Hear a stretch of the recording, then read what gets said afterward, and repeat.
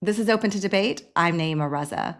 We're in the midst of a fundamental shift in American politics, and I'm about to interview the co-author of a book that some are saying will be to the Democratic Party what Project 2025 was to Donald Trump's re-rise. That is, a formative agenda-setting roadmap to the next 4 years. In that case, I guess the analogy is better called a potential Project 2029 for the Democratic Party. Now, the book, Abundance, by Derek Thompson and Ezra Klein, is about a political project, a liberal agenda. And Open to Debate is squarely not about that. This show is a nonpartisan platform committed to the exchange of ideas. But we wanted to speak to Derek to understand how those ideas and that debate will play out in the coming years within the Democratic Party and between Democrats and Republicans. And we wanted to know what self-critique, rethinking, and disagreement Derek and Ezra had while writing this. The conversation is part of our Think Twice book series, and my guest, Derek Thompson, is a staff writer at The Atlantic, the host of the podcast Plain English, and the co-author of the book Abundance. Derek, welcome. It's great to be here. Thank you. Thank you for being here. So congratulations on the book. Thank you so got quite much. a reception.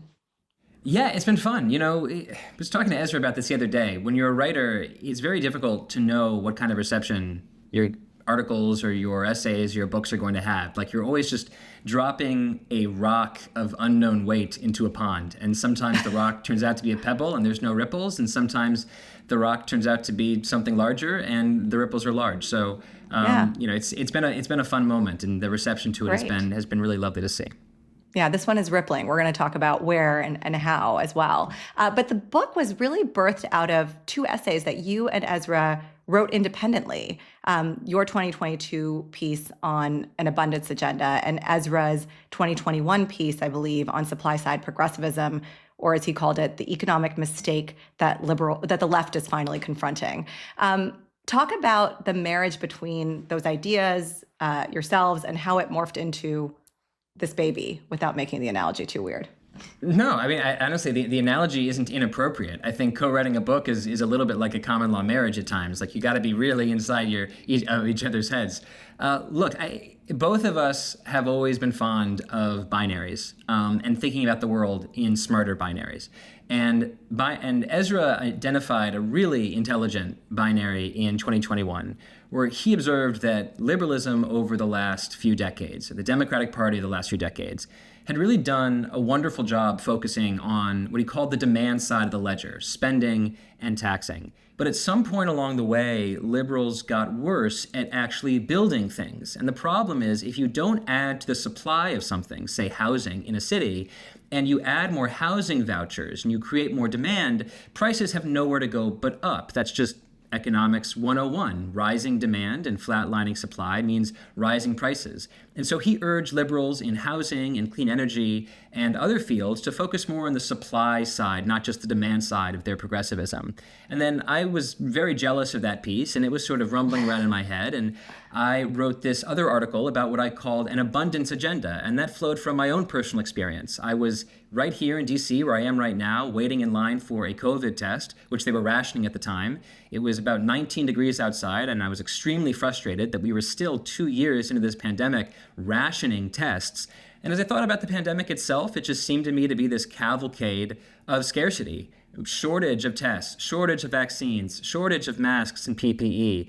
And as I scoped out, I thought, really, this is the story of the American century. Manufactured scarcity in housing in America's most productive cities. Scarcity in many different kinds of clean energy, whether it's solar or wind, which we just haven't built fast enough.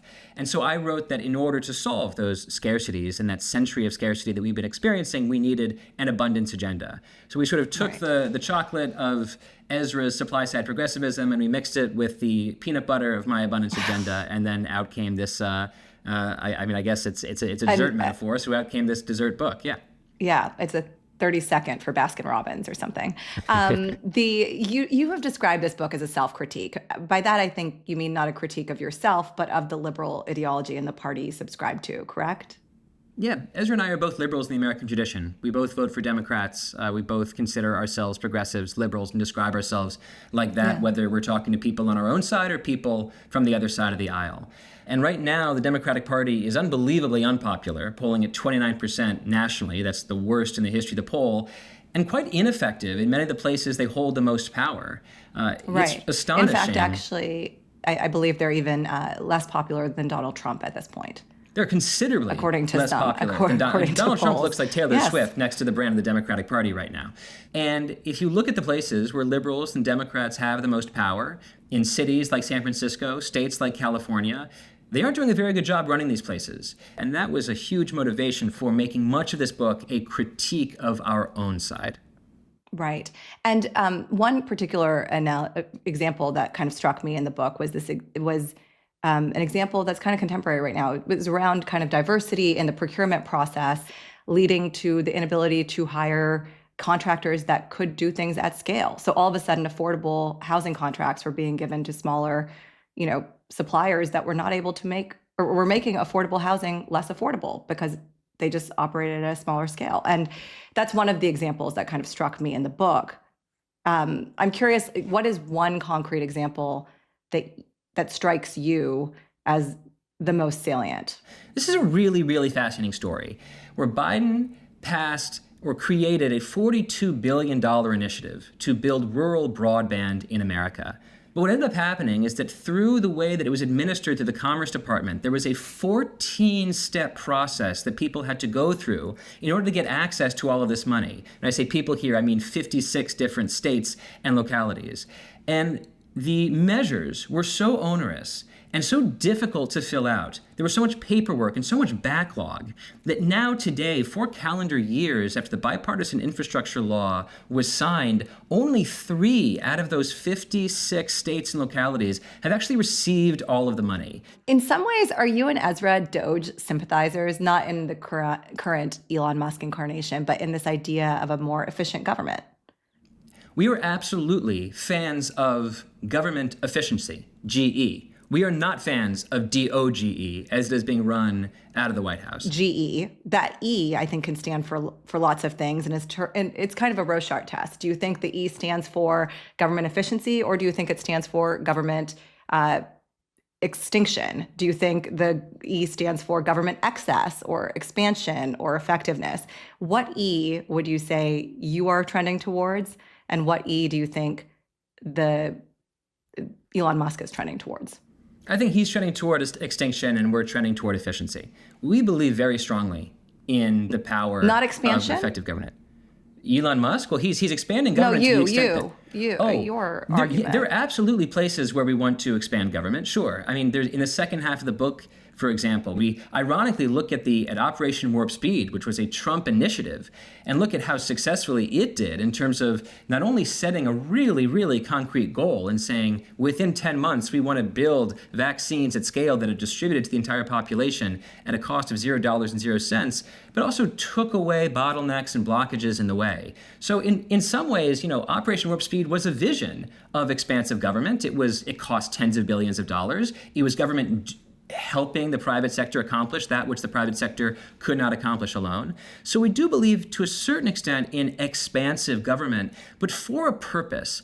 We're interested in helping government build more of what it already in many cases wants to build. Like the reason why to me the rural broadband example is so winning, winning when I mean so perfectly encapsulating of this message, is that here's the government saying we're desperate to build rural broadband, and yet we can't get out of our own way to do it. That speaks to a mismatch between process and outcomes, I think, among liberals. You talk a lot in the book about the importance of innovation. That's a key chapter and pillar for you. And at this moment where we have an administration that on one hand is slashing research budgets, closing down facilities, and on the other hand, elevating innovators, albeit techno-optimists, people like Elon Musk. So what is your assessment for how this nets out for innovation? Because on the one hand, it's like you're putting innovators in charge. On the other hand, you're pulling away some funding and cutting dry a lot of how innovation has happened in this country. Yeah, I'm not enthusiastic or optimistic about it at all. To make a brief historical reference, in the Gilded Age, between the 1870s and the 1890s, there was a relationship between big business and government that was highly corrupt, was highly kleptocratic. You had situations where, for example, J.P. Morgan would do a favor for the president, and the president would give him access to treasury notes. What I see right now is there's a very, very intimate relationship between tech and government in ways that make me feel very uncomfortable. That said, I'm also pro-technology and pro-science. I want that science and technology, however, to be I want the focus on our science and technology policy to begin with an attitude towards science that says, let's find a policy for high risk, high reward research and reform, not destroy, but reform the National Institutes of Health to make it more likely that we come up with life-saving breakthroughs in medicines and drugs. So I am very pro-science and very pro-technology. I'm not pro-smashing government and then recreating its services by handing them over to people who are designated as friends of the administration. That's closer to the Gilded Age in the future I want to build. If you look at this evolution you're talking about, where you have business and politics so intertwined, and you talk about the Gilded Age, you talk about that historical, fabric of business and politics in America, that is a political economy that has existed under the surface of America for a long, long time. I mean, Lawrence Lessig writes about this in Republic Lost, others, how our regulations are largely drawn from corporations, how our elected officials rely on donations. This is not a partisan issue, it's across government, right? This critique. And in some cases, special interest groups have played that role, right? In liberal politics, right? Having to win over unions or having to win over other constituencies. Did you kind of see that critique as you were developing this book, or do you see that critique? How do you see that critique relative to the critique you've just made of, the Republican Party?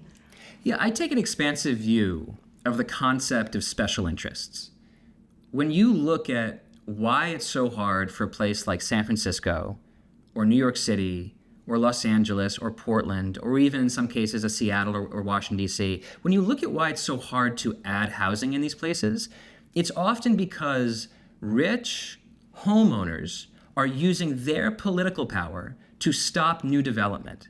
Now, we don't often This is like NIMBY. Yes, we don't often think of these people as special interests the way we would, say, think of the lobbying department for Amazon and Northrop Grumman, right? Like we think of the latter as clearly being special interests and the former are just neighbors, right? Mm-hmm. But in many cases, they can act in the exact same way as a special minoritarian interest that's holding back progress for the majority. And one thing we're trying to do with the paradigm shift in this book, if we're so lucky, is to get people to think of NIMBYs as a special interest. And so if you're against special interest, if you're against minoritarian groups holding back progress for the majority, you should be just as vexed about NIMBYism as you are about corporate lobbying. So a book published in 2025 means a book locked in 2024, probably. Is that correct? We locked the book in November.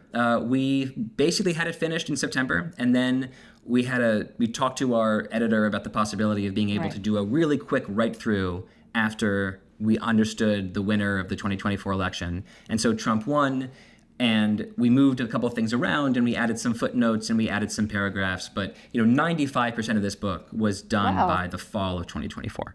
Okay, so marginal edits at that point. Fast forward, almost 6 months now, I guess, or 4 months now. Would you like to add a post log right now? That's great. It's funny. I had Ezra on my podcast, Plain English, and asked him a lot of questions about the history of writing this book so that people could understand how we worked in this project together, and we walked through the big ideas from the book. And then the last question that I cut and didn't have a chance to ask him, but we were talking about at the airport the other day, was if this book was one chapter longer, what would that chapter be about? And I'm interested, there's sort of two chapters that are bouncing around in my head, or two, this might not be a full chapter, but sections that I think would be interesting to address.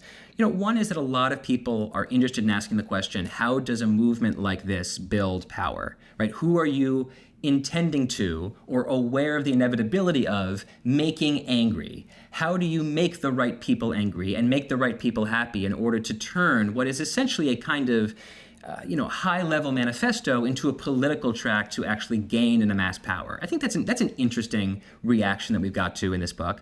One piece that I wrote and then deleted, and now I think I might just publish it as an essay, is we both, Ezra and I, thought there was a possibility people would read this book and think, you guys want markets to play a larger role in housing. You want to deregulate aspects of energy. You're interested in science and technology. Are you guys just techno-optimist libertarians? Are you just the same as the Republicans that are advising Donald Trump?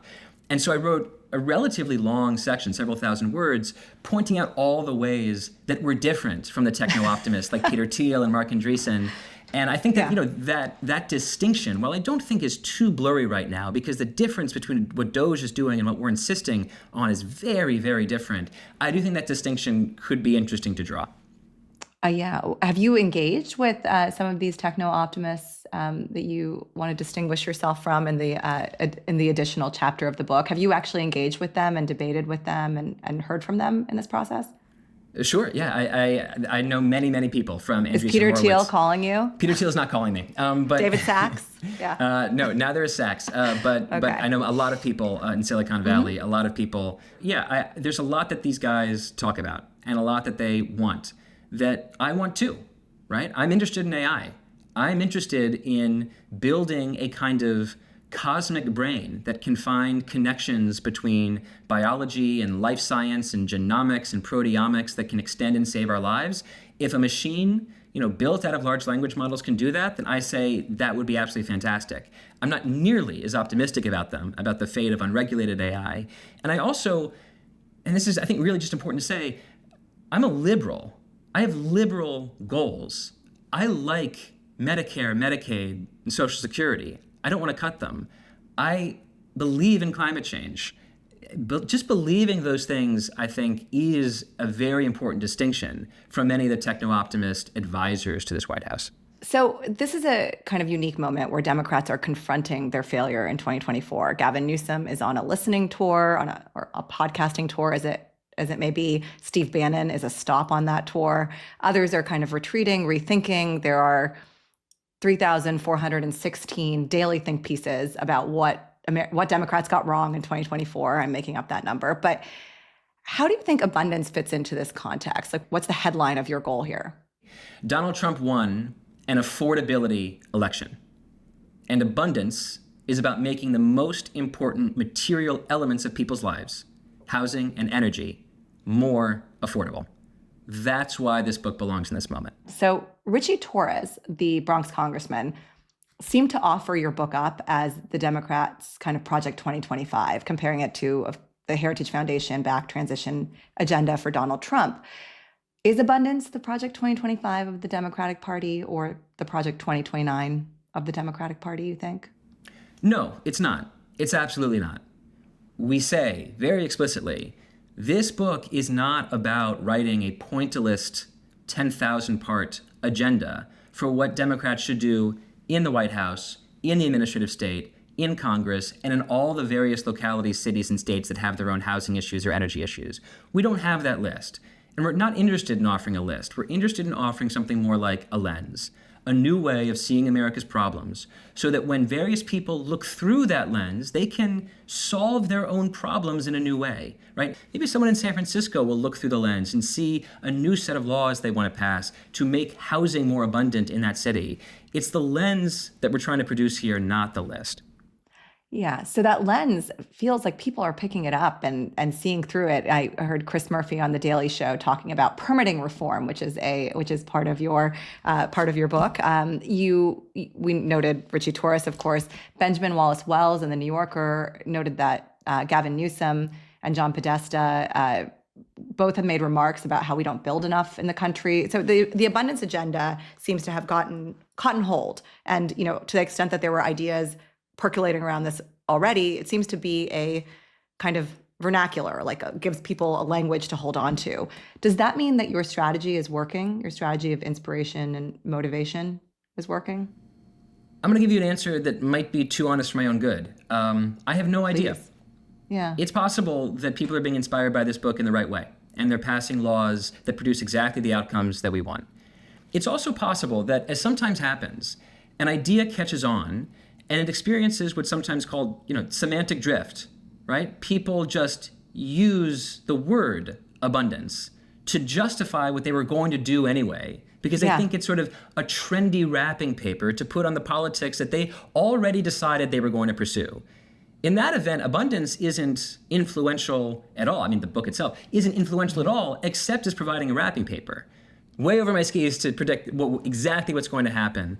But there are little seedlets of optimism that I see.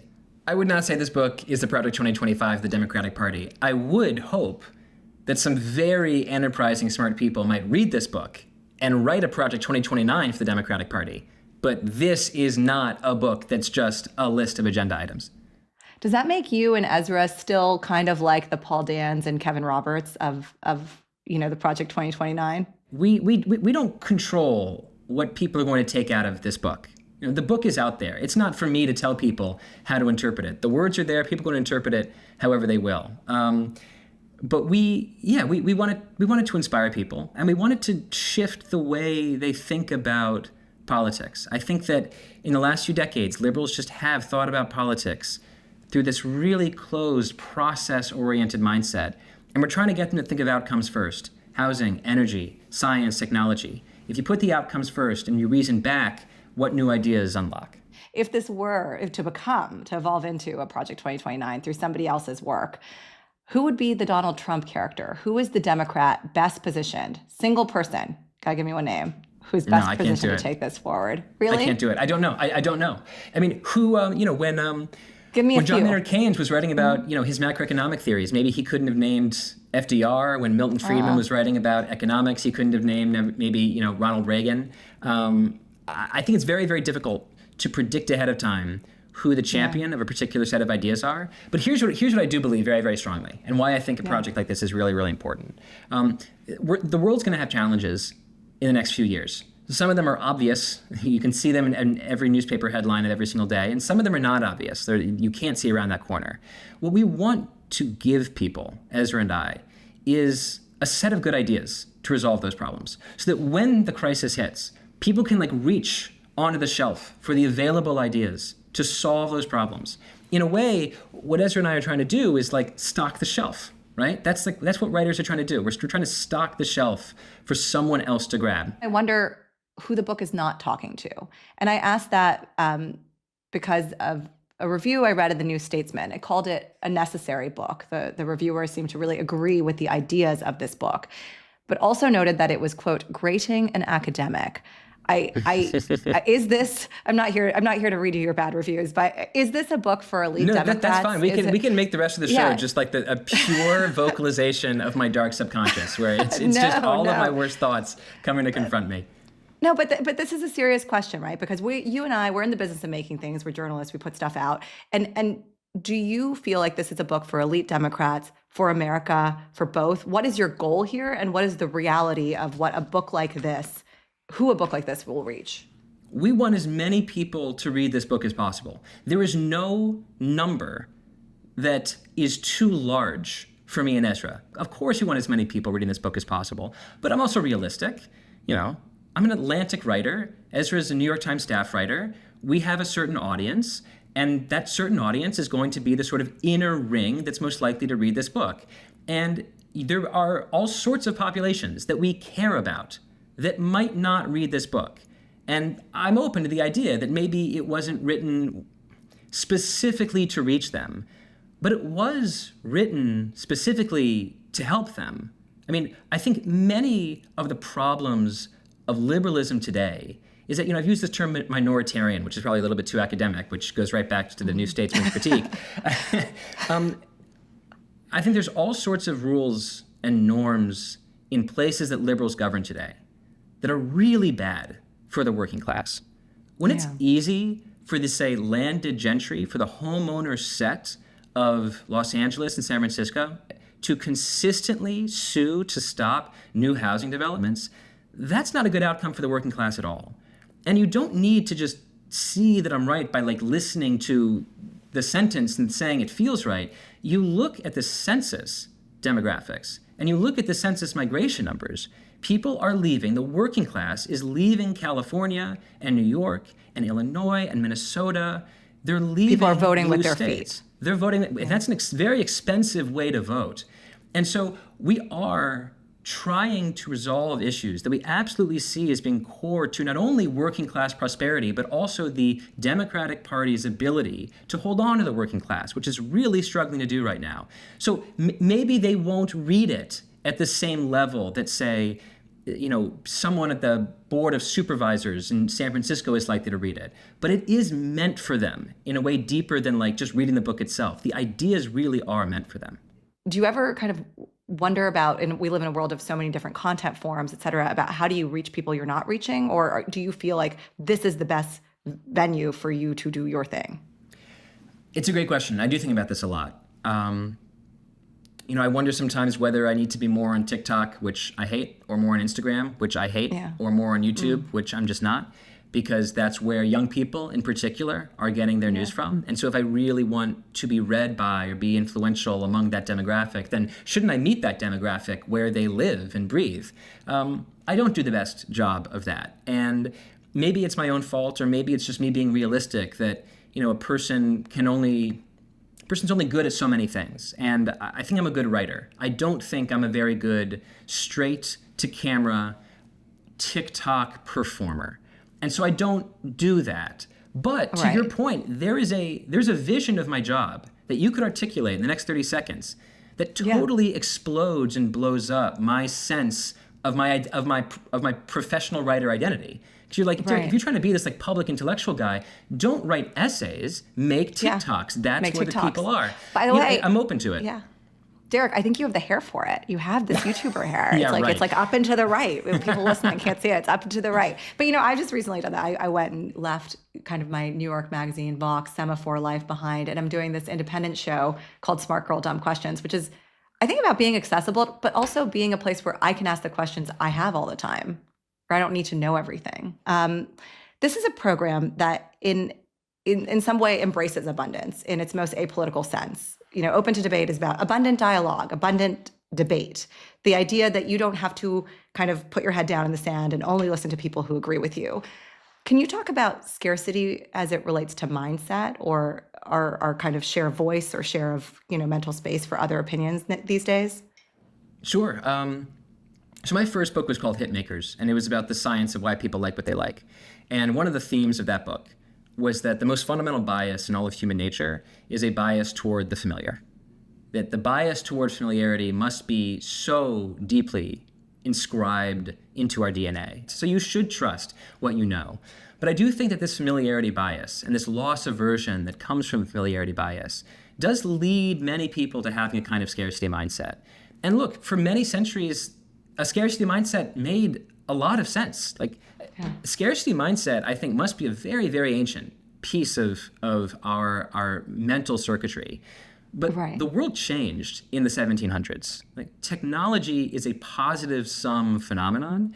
And I think a part of being a progressive optimist is seeing the ways that science and technology make positive sum outcomes real and possible. For example, if we hadn't invented solar power in the 1950s, if we hadn't invented wind power in the 1880s, well, then we would be totally stuck with climate change. It would be just burn more fuel or accept a worse life.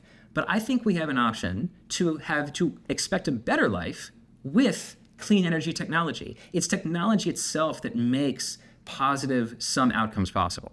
Yeah, so to draw that analogy forward or metaphor forward into the world of ideas, it's like engaging with an idea that may feel disconnected from yours could in fact strengthen your own idea is something that you're saying, I think. In a way, where it's sort of like you think about ideas the way that some people think about trade.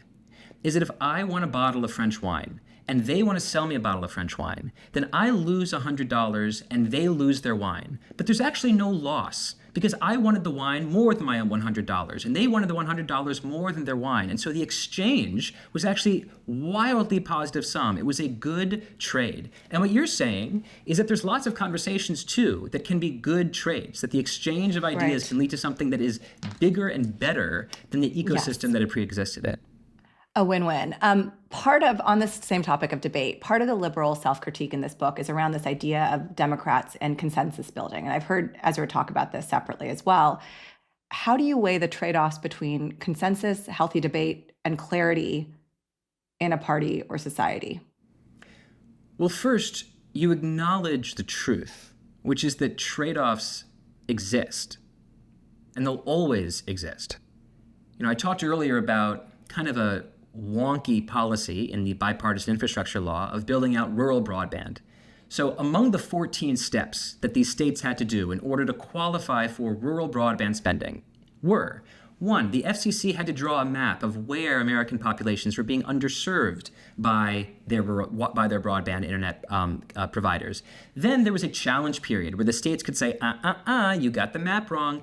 Then the states could apply for funding. And then the Commerce Department could say, no, you didn't fulfill the diversity matrices over here, and your workforce development program isn't up to snuff, and you also aren't reaching out to enough female employees. And also there's a possibility that the way you're going to price it isn't fair to the ultimate buyers.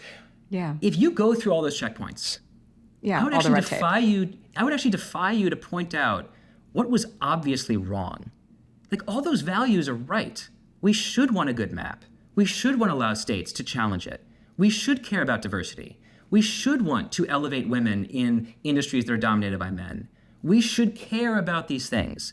But there comes a point where the trade-off no longer makes sense, where you care about so many different things, and you're layering them all on top of each other, that in fact you never accomplish the very thing you set out to do, which was build some damn internet for people. This is a concept that Ezra calls everything bagel liberalism. This idea that if you pile everything, and everything bagel is delicious. It's my favorite bagel and it's his.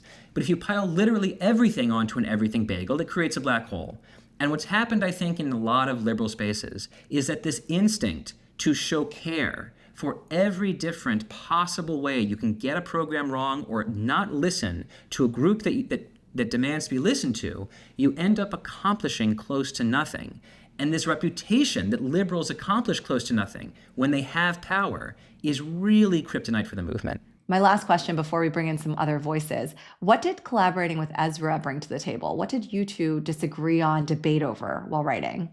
That's a great question. I would say our conversations never felt so much like staunch disagreements as uncertainties sort of like becoming certainties. So like, I initially, for example, thought that we might want a chapter that was, or not even a chapter, like a section that took on the kind of sociological depression that American voters feel right now. Like, according to NBC surveys, Americans have never felt more depressed by the state of the country, and trust in institutions and establishments is at an all-time low, practically no matter what survey or surveyor you're looking at. And I thought about, like, do we want to forward this and say we're trying to redefine liberalism for an age of anti-institutionalism? And we talked about it, and he looked at some of my work, and I looked at some of his notes, and I thought, no, actually, this is a distraction from the chapters that we have, which are so focused on material outcomes, housing, energy, science, tech. And so it wasn't so much a disagreement as one person writes a thing, the other person reads a thing. They say, hey, maybe it fits in chapter 3, but maybe it doesn't fit at all, and then maybe it doesn't fit anywhere. So I would say there weren't honestly any knock 'em drag out fights by the end of this writing process. There really was a mind meld in terms of what we wanted to say and also really how we wanted to say it. That's so interesting, starting with two different essays. I guess it's not like a marriage then, Derek, in every sense, if you're not having real vocal disagreements. Unfortunately, I can't think of the interpersonal metaphor here, but it's more like, two tributaries joining into a river, right? Like It does, yeah. True tributaries going into a river. That's a good analogy. Do you think it would have been a different book if you disagreed more? I mean, do you feel like disagreement is good for your process? Oh yeah, I mean, I think I think disagreement is great. And Ezra and I, unfortunately for the purposes of answering this question in an interesting way, don't really have deeply strong disagreements. We of course have different instincts, right? Here's a disagreement. This book was delayed. Ezra and I were waylaid on this book. I had a kid. He went back to work and was doing a bunch of stuff for Israel-Palestine. Plus, we're just busy people with podcasts and columns. And so our poor editor had to deal with the fact that this book was late. And there was a debate about whether we should rush to get it out in 2024 before the DNC or whether we should delay it till 2025. And I thought that we should rush to get it out in 2024 because I thought this book was going to be an important agenda shaper for the Democratic National Convention. And I was worried that if Donald Trump won, he would bring the conversation to some completely insane place about who knows what, and this book wouldn't find its moment. And Ezra said, I think maybe this book might be just as appropriate in a world where Donald Trump has won and Democrats are trying to redefine themselves. And I would say objectively that I was wrong and he was right. So maybe that's a place where we disagreed. But again, the disagreement wasn't exactly it wasn't substantive so much as sort of projecting. That is a great and gracious answer. Thank you so much, Derek. We're now going to bring in some other voices to ask questions of our guest, people who have been listening to this conversation with Derek and have questions for him. First up, we have David Dayen. He's the executive editor of The American Prospect and the author of Monopolized: Life in the Age of Corporate Power. David, we're intrigued to hear what question you were bringing in. In 2006, over 2 million units of housing were built. And then right after that, we entered the biggest depression in modern home building history. Single-family homes didn't rebound in construction for more than a decade. Even multifamily, which wasn't really caught up in this, didn't rebound for 5 years. I don't think you believe zoning rules were non-existent until 2006. And then there was some swarm after that. What happened was we had a housing bubble collapse. It was brought on by deregulating housing finance.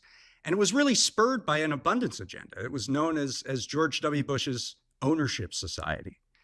So how does that factor into your analysis? What lessons should we draw from what happened in the recent past when abundance was prioritized over regulatory slowness or regulatory safeguards, even ones that on the surface had little to do with building? And the results were disastrous. I think there's a part of this question that's incredibly fair and a part of this question that's not fair. The part of the question that's incredibly fair is that housing is a market. And markets are more complicated than the set of rules that allow a certain piece of housing to be built. Housing is about labor.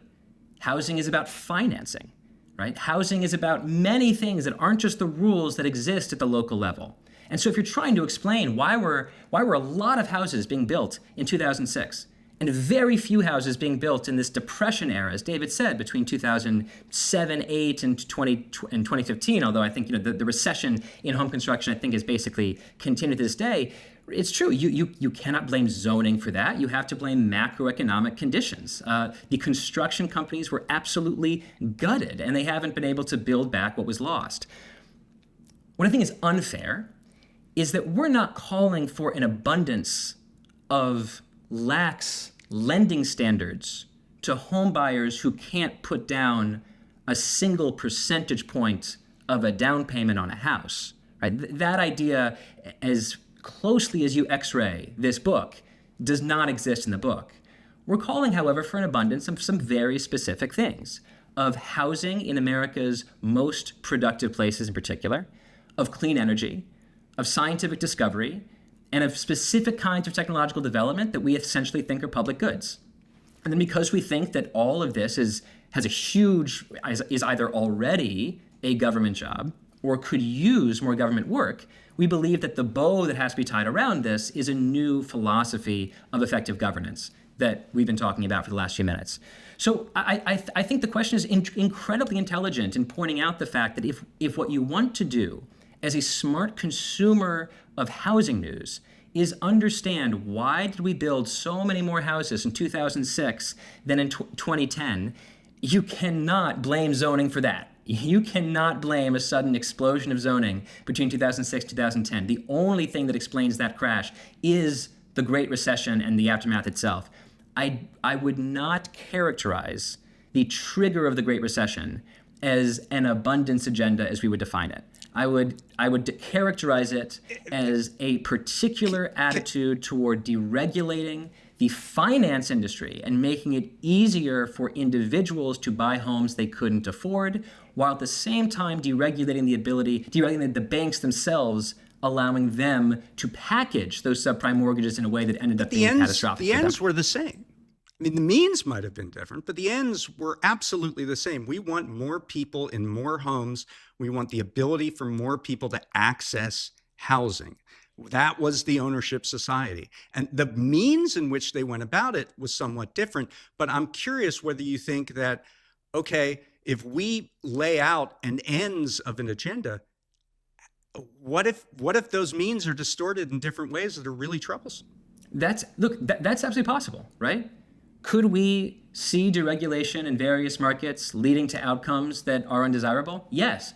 But the equilibrium right now is what's so terribly undesirable. The equilibrium right now is a world where housing is so unaffordable in the richest and most productive cities that the working class is leaving them in droves.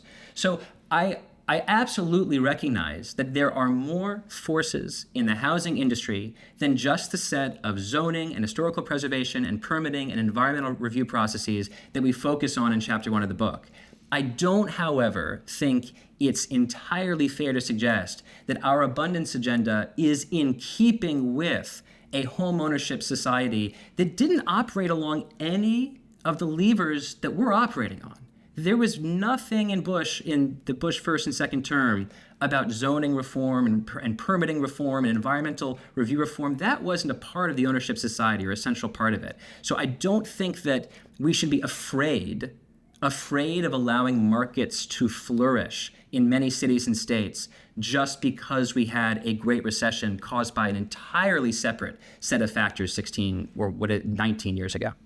All right. Thank you so much, Derek. Thank you, David. Appreciate you joining us. Next up, we have Jordan Weissmann, a reporter who covers federal agencies and consumer affairs for Yahoo Finance. And I understand as someone that you know well, Derek. Hi, Jordan. How are you? Hey, good. Thanks for having me on. Derek, we're going to talk about more of your bad reviews. Oh, God. Stop scooping me, Jordan. So, some of your critics, and I don't think totally crazily, have, said, yes, zoning reform is important. Yes, we need to fix permitting so that we can hook more green energy to the grid. However, regulations aren't the only problem that are keeping us from having these nice things. Corporations play a role too. There are utility companies out there that do not want to build out more green energy because of the financial incentives at play. One of the reasons we don't have enough medical services is because of hospital consolidations. And that the way you deal with these things is by having something like an aggressive antitrust agenda. But really what you need to do is take on corporations and be willing to take on corporate power. And they don't see that necessarily in the book. They don't see a lot of discussion of those things. And I'm curious, how does something like antitrust or taking on, corporate influence play into an abundance agenda? Is that part of it? Is it something that you can graft on? Is it something you haven't necessarily thought about? It's sort of adjunct to it. What's your thought? Yeah, I have a lot of thoughts on antitrust. I think it's if you think about the economy of California as really having these two tentpoles of Hollywood and Silicon Valley. I think a fair history of antitrust in America suggests that it was actually antitrust remedies that blew open both of those industries. It was an antitrust remedy on the Edison Trust that moved the Hollywood business, or that moved the movie business from New Jersey to Hollywood in the early 20th century. It was another consent decree, another antitrust remedy to a certain extent, that allowed or forced AT&T to license its patents so that when they invented the transistor, they had to license it. And then later, another antitrust remedy really blew open the possibility of innovating in the software space far beyond what AT&T itself was going to do. So I think there's a huge role, if you look historically, at antitrust in improving consumer choice, improving growth, improving any kind of material progress. I do not have the attitude that antitrust is the most central component of our vision of abundance. I am less afraid of bigness when it comes to companies. I prefer to have extremely explicit outcomes that I'm going for, and then think about using the right tools to achieve those outcomes. So you mentioned hospitals, for example. I think it's very clear that if you look at the consolidation in hospitals, and in particular within dialysis and dialysis companies in the South, there's really, really good data coming out of Duke University suggesting that consolidation in dialysis drives up prices and lowers results for patients. And that's a place where I would absolutely want to see an active antitrust policy, an active antitrust agenda. But I don't see the project of associating bigness with badness across the economy as being central to the abundance agenda. All right. Thank you so much, Derek, for that. Thank you, Jordan. And finally, we're joined by Abigail Ball, the executive director of American Compass, a conservative think tank that is working on charting the course for conservative economic policy. Abigail, what's your question? Yeah, thanks so much for having me. Something I thought was really interesting was the lack of discussion of organized labor in the book, and also in the broader discussion of it, kind of, in all these reviews and conversations that I've seen.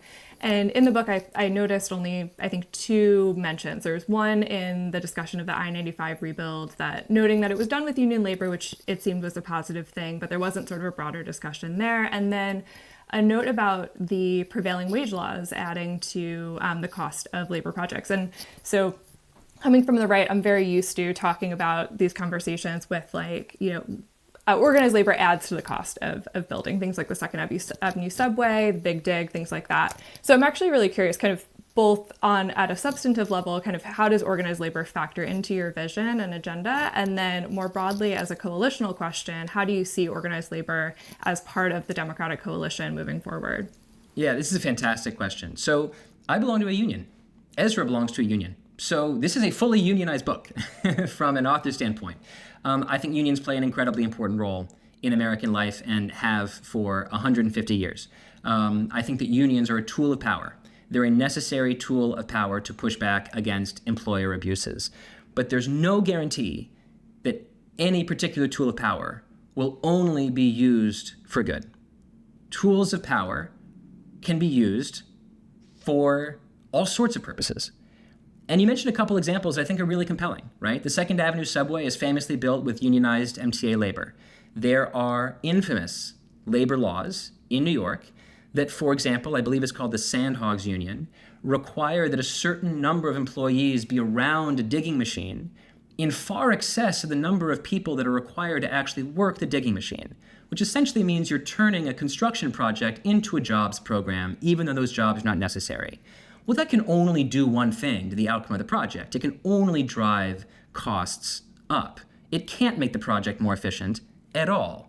And so what ends up happening is that the east side of the New York subway famously has the most expensive mile of subway on the planet, $2 billion per mile extended. Here's a case where if the outcome that you want, and so much this book, again, is about shifting people's attitudes about politics being process-oriented versus politics being outcomes-oriented.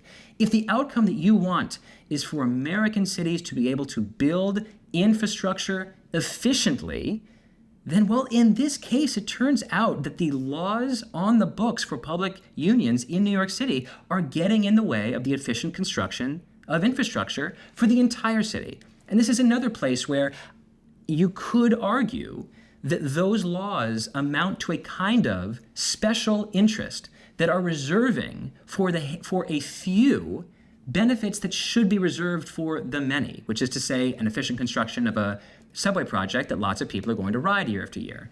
So I don't come into this book or this attitude of abundance as being exclusively and universally pro or anti-union. I am, as a general matter, pro-union. But in recognizing, again, unions as being tools of power rather than being tools of perfection, there are just going to be some times that public sector unions are not working toward our vision of abundance. Thank you so much for the question, Abigail. Thank you, Derek. That's it for our guest visitors. But I do have a last question for you, Derek, before I let you go and on toward your TikTok career, which will no doubt spin out of this conversation. It's, the book is a really rational exercise. And I think about the excellent guest who just joined us today to ask you questions. It strikes me that there will be a lot of critique of this book and the ideas in it from the right, but also from the left, from progressives, because some of these will be clawing back regulations that will take back things like, not roll it all the way back, but there will be rollbacks on certain environmental procedures, certain DI procedures, certain, protections for unions. We're talking about this, observation of workers, et cetera. Do you worry ever that your book is going to piss off conservatives, progressives, and leave you kind of as a moderate middle? I worry about it on a sort of personal disposition level because I find criticism difficult to deal with emotionally. Oh no! But at a no. This is not a pity me situation. The furthest thing. No, I know, like, but I feel bad now. I was reading your bad reviews. But No. Yeah, Trust me. I've already memorized all those bad reviews. You have not said a single word that has not been inscribed into a neuron. The only point of writing a book like this is to draw new lines in politics and ask people to orient themselves around those new axes. That's a messy business. You can't expect to do that and make everybody happy. And certainly, if you want to make everybody happy, the last thing you should possibly do is write a politics book, because with negative polarization in this country, there's not a single idea that makes everybody happy. So, personally, I think I could improve my relationship to criticism. But as a general matter, I went into this book writing process with eyes wide open. Yes, it's going to make people mad. Yeah, there's going to be some really intelligent criticisms of this book. From people that I disagree with, from people that I agree with. I'm going to learn from people the many ways that this book is wrong, in fact. I mean, that's just the job of writing. You're not going to get everything right. Nothing's written in stone, not even a book. All right. Thank you so much, Derek, for joining me today and for writing this book and really for opening yourself up to critique too, which is part of the mission here at Open to Debate, to engage in dialogue and self-critique and rethinking. So thank you for doing that. Thank you so much for having me. Again, the book is Abundance by Derek Thompson and Ezra Klein. I'm so glad we could have the conversation today and that David, Jordan, and Abigail could join us also. And thank you to you, our audience, for tuning in to this episode of Open to Debate. As a nonprofit working to combat extreme polarization through civil debate, our work is made possible by listeners like you, the Rosencrantz Foundation, and supporters of Open to Debate. Robert Rosencrantz is our chairman, our CEO is Clea Connor, and Leah Mathau is our Chief Content Officer. Elizabeth Kitzenberg is our Chief Advancement Officer. Andrew Lipson is our Head of Production.